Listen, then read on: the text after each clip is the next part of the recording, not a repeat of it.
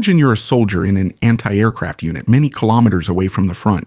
The sun is shining and the last few days have been pretty quiet, just like usual. Aside from a few hostile targets, almost nothing has happened in your area. But today will be a little different.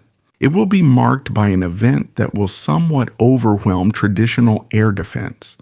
Because within a few minutes, several targets will be picked up on radar. First one, then 2, then 10, 20, 40, and suddenly several hundred. Within a few minutes, the display is flooded with countless contacts, all approaching you and your position almost simultaneously, coordinated like a flock of birds. Before you even realize what's happening, the contacts have already found their target, spread out over it, and prepared to attack it. This is no longer just science fiction, but exactly what China is now doing with the so-called Atlas drone swarm system. Öffentlich demonstriert hat. And I think a lot of people are still underestimating what that means. Because the typical short-sighted European mindset, and especially the German way of thinking, usually associates drones with individual systems, such as a reconnaissance drone, a kamikaze drone, or an interceptor drone. But this is something completely different. We're no longer talking about a single platform here. We're talking about a system that works like a living organism. From a security policy perspective, it becomes very interesting. What is also definitely very interesting is a thought that fits exactly with what we're talking about. If you really get into the topic, drones, technology, geopolitical developments, and global events in general, you quickly realize how difficult it is to really keep track of everything. There are countless sources, different perspectives, lack of access to local information, often language barriers. And in the end, you sit there trying to piece together the big picture for yourself. And this is exactly where a tool comes into play that I find pretty exciting, namely SIFT. The concept is quite simple but effective. You simply enter a topic, for example, Chinese drone swarms or AI development, and SIFT automatically searches trustworthy sources worldwide and in different languages and summarizes everything for you in a clear way. SIFT is able to capture reporting from local media in any country, but also translates so you can access different perspectives, which are normally hidden behind a language barrier. It saves a huge amount of time when comparing sources and researching any topic. You get the most important developments in a compact form. What I personally find very useful is that you're not limited to specific categories. You can follow any topic, whether it's major geopolitical developments or very specific niche subjects. I'm doing my master's in computer science, and even for that, it's incredibly helpful, just like for work or when I want to expand my global knowledge on a topic. SIFT runs on your phone or in your browser, and you get regular updates or even audio summaries when you're on the go. So if you want to stay up to date on these topics without having to search for everything yourself every day, just check out SIFT or download it for free from the App Store or Google Play Store. It's already a top news app and even ranked #1 in several countries like France, Germany, and Spain. What China has shown us there is basically based on a relatively simple setup, at least at first glance. You have a launch vehicle, a 6x6 truck, armored, mobile, and relatively inconspicuous. Mounted on this vehicle is a launcher that can hold 48 drones. If you combine 2 of these with a command vehicle, you get 96 drones that can be launched simultaneously in a single operation. And now comes the first number you should remember. A drone is launched every 3 seconds. That means this entire swarm of almost 100 drones is airborne and ready for action in under 2.5 minutes. That's extremely fast. And that's not just a technical detail, it's directly connected to tactical consequences. During my training in the German Armed Forces, I often heard a saying. It went, "Whoever shoots faster and aims better wins the war." Speed has become significant in warfare because it means less reaction time for the opponent. If almost 100 targets appear simultaneously within 2 minutes, that's a massive problem for traditional air defense. They are often designed to identify, track, and engage individual threats, but not dozens at the same time, which can also coordinate with each other. Now you might say, sure, lots of drones at the same time, we've already seen that before. We also see it all the time in the Ukraine situation reports. Russia is flooding Ukrainian airspace with relatively cheap Duran drones to overwhelm Ukrainian air defenses, hit targets, and conceal other, much more dangerous cruise missiles that then move among the drones. But the real difference isn't in the number of drones, but in the way these drones behave. Because the Russian Duran drones, or the Iranian Shahed drones, don't communicate with each other. They are assigned a target from the start and fly to it along a specific route. The Chinese drones operate using swarm logic. These drones are not just remotely controlled devices where a soldier sits somewhere and controls every movement one by one. Instead, the system works in such a way that each drone has some form of onboard intelligence. They exchange information with each other, they adjust their positions, they react to changes in real time. You can really imagine it like a flock of birds, except that here, each element is a sensor, a jammer, or a weapon, which in combination with each other can become very dangerous. And yes, you heard right. The drones have different tasks and different functions that you can assign to them. In the demonstration released by China, there was a particularly interesting moment. Several targets were placed on a test site, visually similar, so they weren't easy to tell apart. The swarm first conducted reconnaissance, then independently decided which target to prioritize, and then carried out the attack in a coordinated manner. That's a capability that goes far beyond what conventional drone operations can achieve. And now it's important to put that into perspective, because we're not just talking about a weapon here, but also about a new way of generating military impact. In the past, states often had very expensive, highly complex systems, such as fighter jets, cruise missiles, rockets, and so on, and hardly any cheaper systems that were effective.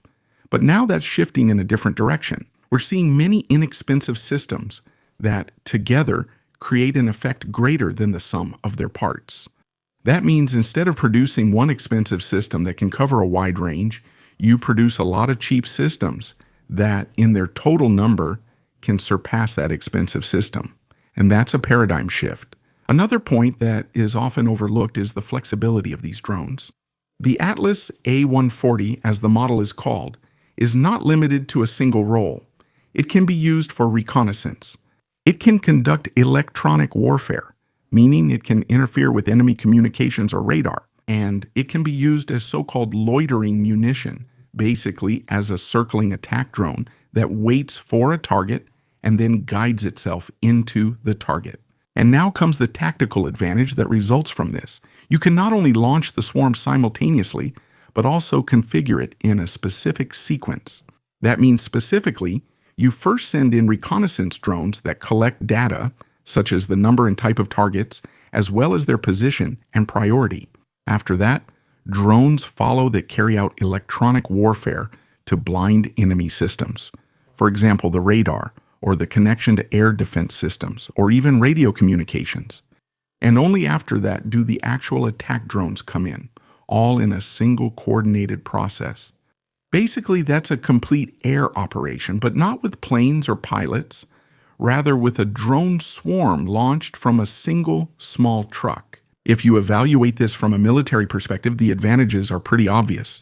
The first major point is, of course, the sheer numbers. Mass has often been a decisive factor in war, but here it's being reinterpreted technologically. 96 drones at the same time means that even state-of-the-art defense systems quickly reach their limits. Even if you shoot down some of them, enough still get through to have an effect. The second point is cost. A single drone is relatively inexpensive compared to a fighter jet or a missile. That means you can deploy such systems in larger numbers without each loss being strategically dramatic. This significantly changes the calculations of military operations. The third point is personnel. If an operator can theoretically control up to 96 drones, then that reduces the need for highly qualified and highly specialized personnel in the field. That doesn't mean people become unnecessary, but their role shifts away from direct control toward monitoring and approving decisions. And then, of course, there's the fourth point, resilience. A swarm is naturally robust. If individual elements fail, the system still continues to function. There is no leader drone or mother drone or anything like that. And that's a fundamental difference from traditional systems, where the loss of one platform means the complete failure of all drones. But that's also crucial, because this technology also has a number of risks and disadvantages that cannot be ignored. Perhaps the biggest issue is, of course, the question of control. When systems make autonomous decisions, especially about target selection and attack, the inevitable question arises: who is responsible if something goes wrong? For example, the operator expected to monitor 96 drones' decision approvals at once as they head toward a target in the middle of an intense battle?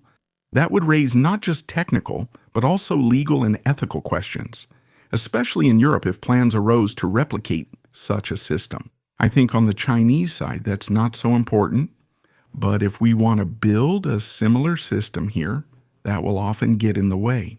The second point is, of course, the misidentification of targets. No algorithm is perfect. In a complex environment, especially in urban areas, mistakes can happen. And when a swarm of drones operates simultaneously, mistakes can happen quickly, and these can also multiply. The third point is the classic arms race. We are already seeing it now. Electronic jamming systems, anti-drone weapons, laser defense, all of these are being developed further in parallel. That means we are now in a phase where offense and defense are constantly driving each other forward. And we can see this in the war in Ukraine as well. Take a look at my Ukraine situation reports. You can see it happening all the time. The United States is already experimenting with such weapons that are supposed to effectively combat drone swarms. Take Leonidas, for example, which is intended to disable entire drone swarms over a large area in a short period of time. But eventually there will also be tactics or further developments to disable or bypass such systems as well. If you put all of this into the current security policy context, it becomes clear why this development is getting so much attention right now. Drones already play a central role in conflicts today. What we're seeing here is basically the next step in this development: scaling and automation. And with this, China is also sending a clear signal. It's not about keeping up technologically, but about setting standards. Whoever prepares such systems first, gets one ready, and integrates it effectively, has a significant advantage. In the end, you have to say the so-called steel swarm, as the Chinese colloquially call it, is not just a new weapon. It represents a fundamental change in the way military power is organized, away from individual expensive platforms towards networked autonomous systems in large numbers. And the crucial question is no longer whether this technology will prevail, because it will. The question is how quickly it will spread, who will control it, and how we as an international community will deal with it. Because as soon as such systems are no longer used only by states, but also by other actors, the balance shifts significantly once again. And that's not so unlikely. Just imagine a state like Iran, which already supports many radical militias militarily, would hand over these relatively inexpensive systems to them. For example, to Hezbollah or other militias who could then easily attack military bases. All of that is conceivable. Civilian shipping could also be threatened. And that's exactly why it's worth keeping a close eye on this issue, because we're probably just at the beginning of a development here that will absolutely shape the security situation over the coming decades. So if you really want to understand what's happening in this world, instead of just scrolling through headlines, just search for SIFT or download the app for free in the App Store or Google Play Store. Special thanks to Lieutenant Colonel Reniki Saladzic and Ferdinand Meyerhofer. Please subscribe, like, comment, and see you in the next video.